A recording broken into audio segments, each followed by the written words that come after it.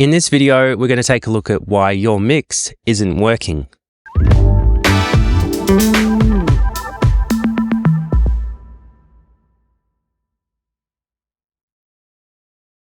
There could be a million reasons why a mix will frustrate you endlessly, so it's essential to identify the problem quickly so that you can complete the project and get on with your life. Nothing is worse than getting bogged down in the technical minutiae or feeling unable to deliver. Sometimes we're our own worst enemy, and sometimes we expect too much of ourselves. Firstly, here are some common causes for mix frustration I've come across, and then we'll cover some possible solutions.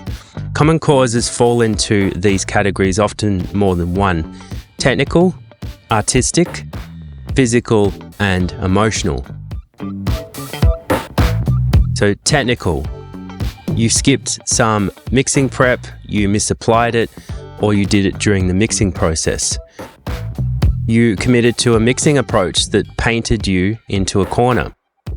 The production was poorly executed or recorded. The production is missing something, it feels incomplete or is poorly produced or performed. Artistic. The client has different or clashing musical tastes. The client is making unreasonable demands or has unreasonable expectations.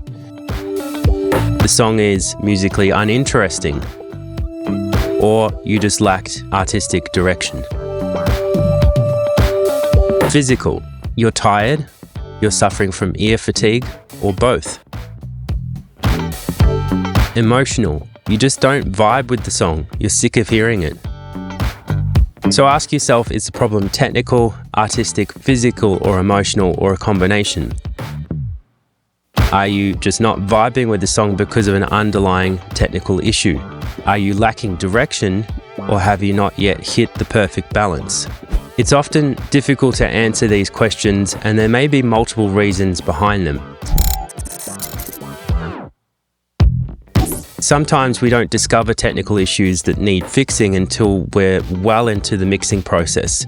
Still, 9 times out of 10, we rushed through the process of mix preparation because we're excited, and it takes consistently applied discipline to ensure that everything starts from the best place. It means leaving no stone unturned and going through a checklist of items that need thorough examination before mixing. That means leaving backdoor exits for pre-processed audio so that you can go back and you can recover something that may have been over-edited or over-processed.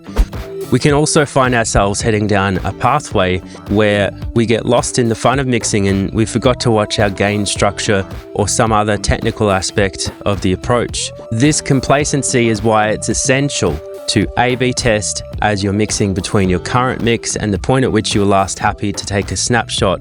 Provided you can go back to the earlier version, you can correct the course sooner rather than later. Some things are not our fault, such as the quality of the recording or production, though we can certainly do a lot with the tools that we have these days to correct bad performances, such as tuning and timing edits. Production problems are a little bit more challenging to solve, and although generally not our responsibility to fix, sometimes all it takes is adding a tambourine or a shaker or creating something out of what we're given through clever editing and mixing.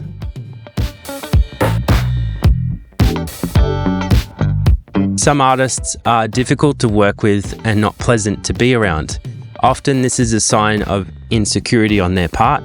It's also quite common with great artists, so it's worth looking at how you could address each of these insecurities and tease them out of the client.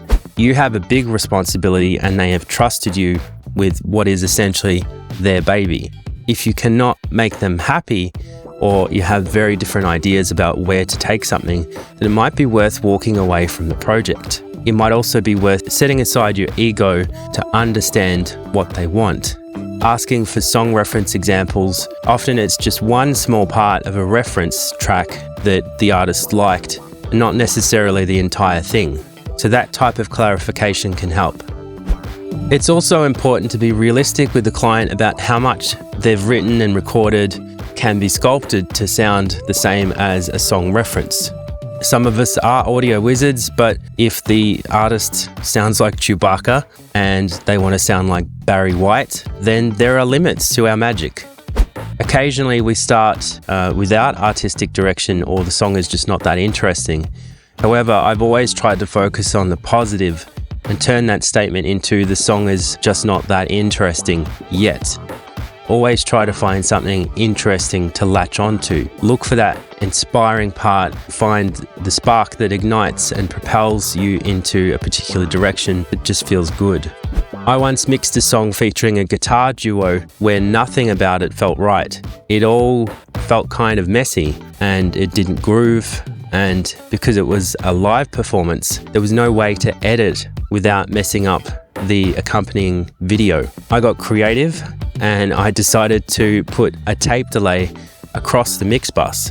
And as soon as I did it, it transformed the whole feel and the song suddenly just made sense. I found an utterly unorthodox solution by throwing out the rule book. You know, there is no rule book. There's what works and there's what doesn't. As Dave Pensato once said, the process is subservient to the result.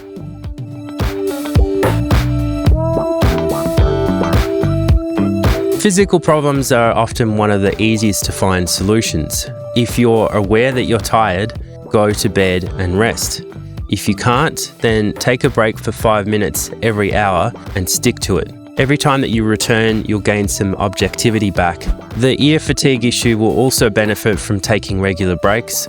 Still, you can also employ something like the K-metering system in your workflow and always work at reasonable monitoring levels that won't fatigue your ears so quickly.